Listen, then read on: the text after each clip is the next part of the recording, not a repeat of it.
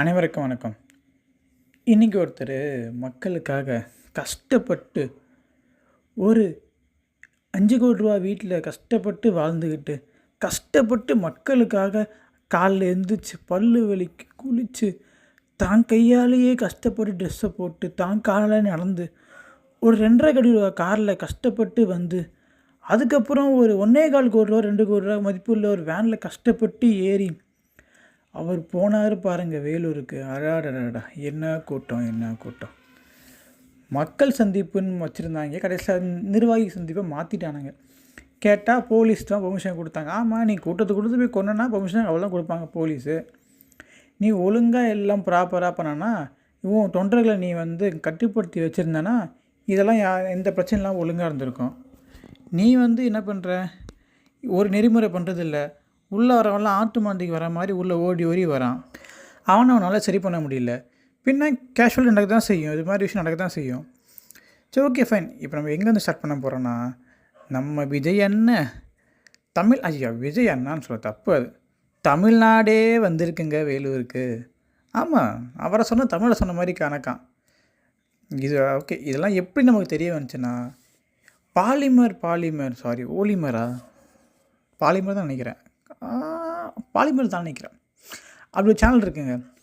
விஜய் கதவை திறந்துட்டார், விஜய் காரை திறந்துட்டார், விஜய் நடக்கிறார், விஜய் பறக்கிறார், விஜய் தவளக்கிறாருன்னு நிமிஷம் லைன் போட்டே இருக்கான். அவன் பாவம் சின்ன சேனல் போல் அவ்வளோ காசாக வாங்கிட்டானுங்களா? இல்லை, சின்ன சேனலு நமக்கு இந்த ஆளை காட்டின மூஞ்சை காட்டினா தான் நமக்கு லைவ்ஸ் நிறையா வருது, வியூஸ் நிறையா போகுது, டிஆர்பி ஏறுன்னு சொல்லி போகிற அந்த சேனல் வளர்க்கறதுக்காக பண்ணுறான்னு நம்ம தெரில. விஜய் ஐயோ அதிர்ச்சி, விஜய் இறங்கி காரில் மாறினார்.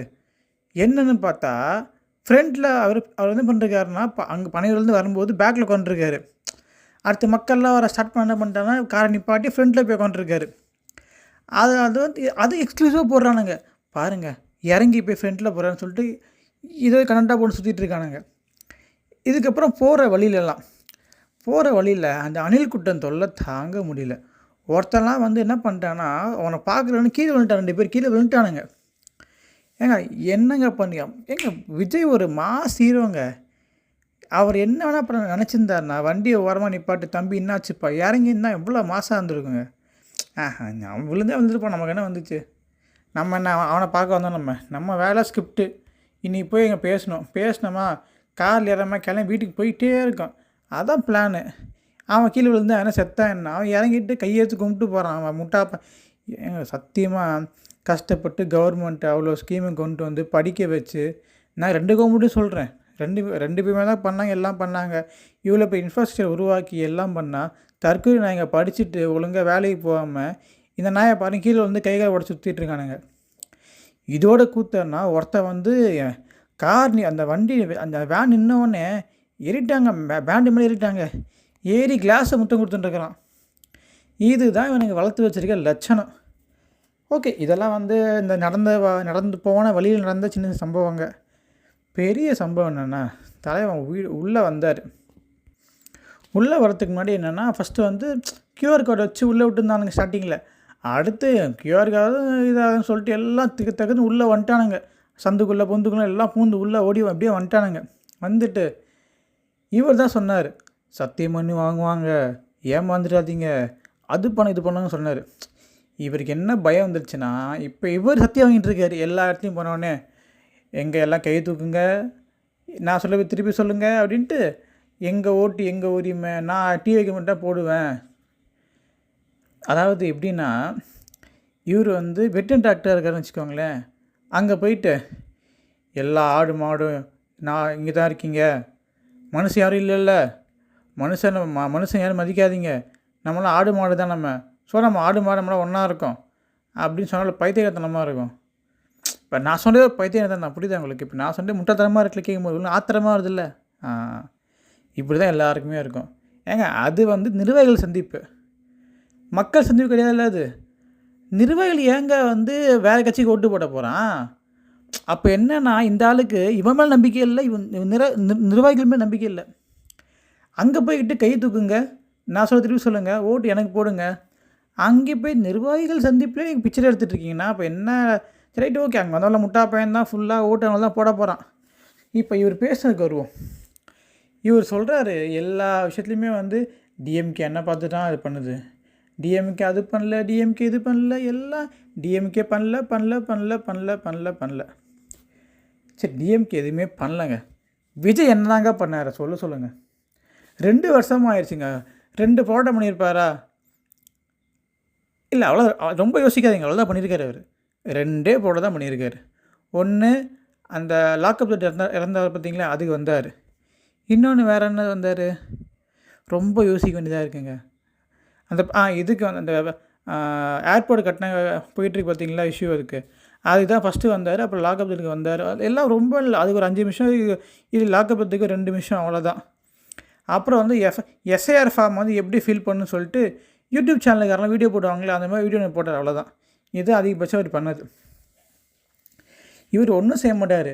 இவ்வளோ பண்ணுறதுக்கு டிஎம்கே, எங்கள் டிஎம்கேயில் வந்து எப்படி சொல்லணுன்னா வந்து அப்போ நான் எங்கள் ஊர் பார்த்திங்கன்னா மதுரை சைடு, ஓகேங்களா. மதுரை வந்து மேலூருக்கு வந்து அங்கே மேலூர் ஊருக்கு எல்லாம் தெரியும் உங்களுக்கு.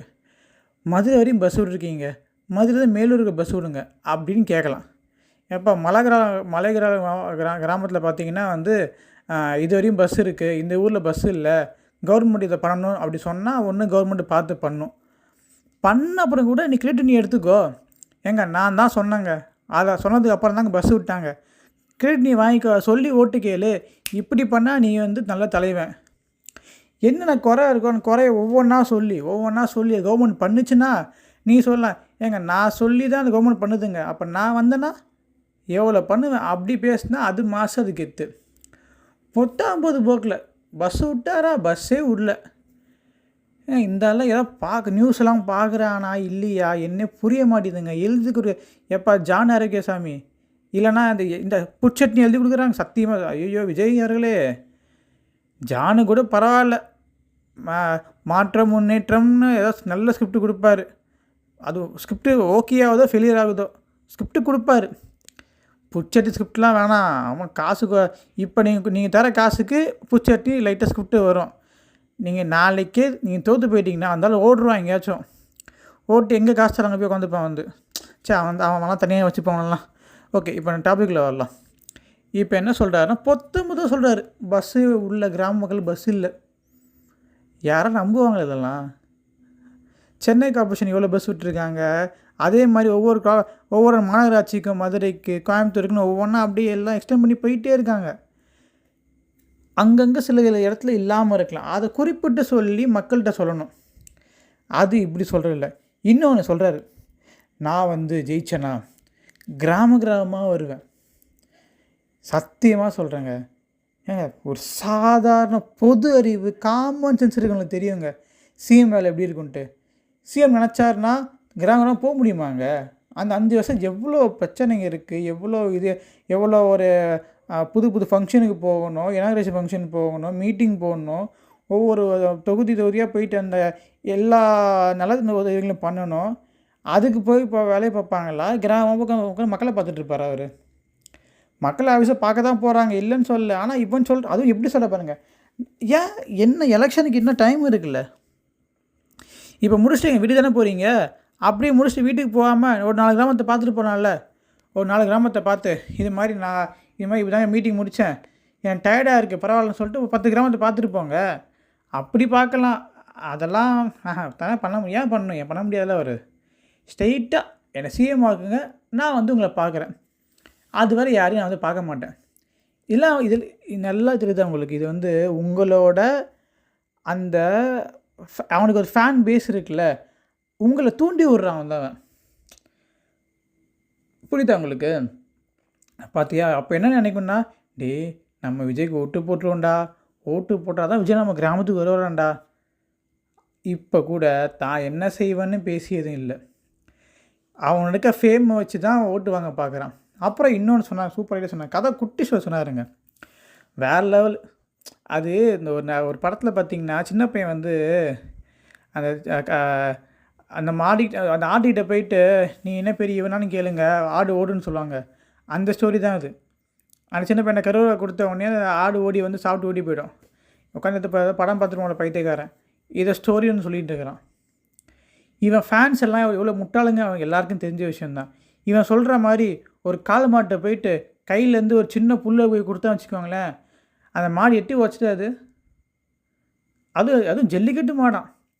எனக்கு முக்கால்வாசி கதையெல்லாம் அந்த ஸ்டோரியெல்லாம் கேட்டிருப்பீங்க. அவங்க சொன்ன லூசுத்தனமாக ஸ்டோரியை கேட்டிருப்பீங்க. இதெல்லாம் ஸ்டோரின்னு சொல்லிட்டு உட்காந்துருக்கான் ஒரு பைத்தியக்காரத்தனமாக. சரி, அப்புறம் இவர் சொன்ன இன்னொரு ஸ்கீமுக்கு வருவோம்.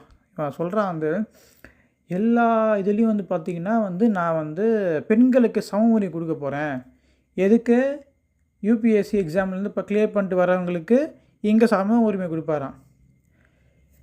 அதாவது அரசியல்னால் என்ன, அதாவது என்ன டிபார்ட்மெண்ட் இருக்குன்னே தெரியாத ஒரு தற்கூரியாக இருக்காங்க இந்த ஆள். இவனே பெரிய தற்கூரி தான் போல். இதெல்லாம் சென்ட்ருங்க முடிவு பண்ணுவாங்க. அதெல்லாம் மக்கள் எக்ஸாம் எழுதணும், அவன் எக்ஸாம் எழுதி அதை கிளியர் பண்ணிட்டு வருவான். சரி, ஓகே. இப்போ 70 பேர் ஆண் பாஸ் ஆகிட்டான், 30% தான் கேர்ள்ஸ் இருக்காங்க. நீ என்ன பண்ண? 30% கேர்ள்ஸ் இருக்க மாதிரி 30% இருக்க பசங்களை வச்சுட்டு பேலன்ஸ் 40% அப்படியே 40% உள்ள சீட்டை சும்மா வச்சுப்பியா? இல்லை நான் சம உரிமை தான் கொடுப்பேன்னு சொல்லிட்டேன், அதை வெயிட் பண்ண வச்சுட்ருப்பியான்னு. ஏன் நான் சொல்கிற போது உங்களுக்கு காண்டாக வருதில்ல, முட்டாள்தனமாக இருக்குல்ல. இதுதாங்க ஒருத்தன் அப்படியே வேறு வேலை சொல்கிறான். இதெல்லாம் எப்படிங்க அக்செப்ட் பண்ணி மக்கள் அக்செப்ட் பண்ணிட்டு பயங்கர கிளாப்ஸ் வர பறக்கிறானுங்க. தயவுசெய்து சொல்கிறேன், அவனுக்கு எதுவுமே தெரியல. நீங்கள் எல்லாமே பார்த்தீங்கன்னா அந்த ஃபேன் மூட்லேயே இருக்கீங்க. அவன் சொல்கிறதெல்லாம் அவன் வேத வாக்குமாக நம்பிட்டுருக்கீங்க. அவன் அரசியல் அறிவு இல்லாமல், அரசியல் புரிதல் இல்லாமல் இஷ்டத்துக்கு வாய்க்கு வந்தெல்லாம் அடித்து விட்டுருக்கான்.